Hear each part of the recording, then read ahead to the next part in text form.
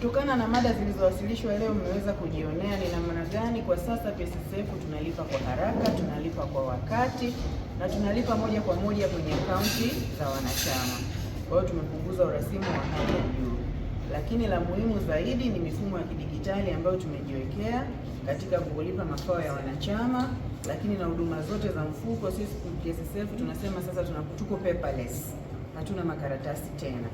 Kwa hiyo tunajitahidi sana kuboresha ufanisi wetu wa utendaji wa kazi, na kwa kweli kwa hilo tunamshukuru Mungu, tunafanya vizuri, na tunawaomba nyinyi waandishi, mtakapotufikishia ujumbe, mtakapokutana na madai mbalimbali na malalamiko au wananchi wanaohitaji kupata taarifa, muambie kwamba mifumo ya PSSF ni salama na imewekwa kwa ajili ya kuwasaidia na kuwapunguzia urasimu wowote uliokuwepo awali kwenye kupata huduma za PSSF.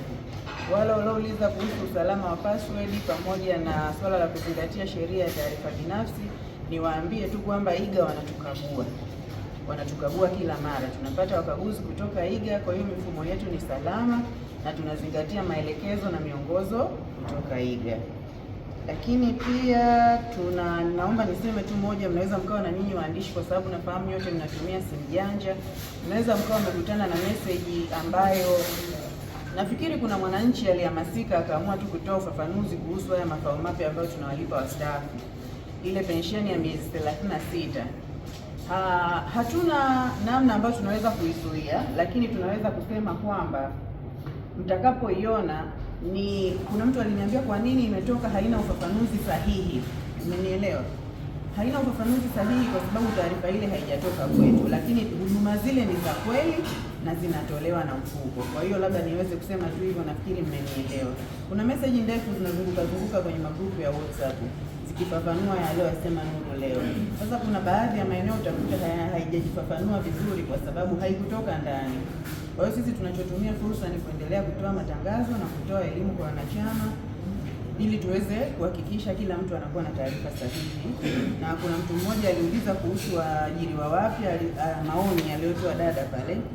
Miongoni mwa maoni aliyotoa ilikuwa ni kwamba tujitahidi kuwapa elimu waajiriwa wapya ili waweze kufahamu haki zao kwenye mfuko. Hilo ndo tunalolifanya kwa kiasi kikubwa kabisa, na tunapata taarifa hizo pale wanapoajiriwa, na tunakwenda kutoa semina na kwa sababu ni lazima hawezi kulipwa mshahara bila kuchagua PSSF kwenye mfumo ile ya utumishi.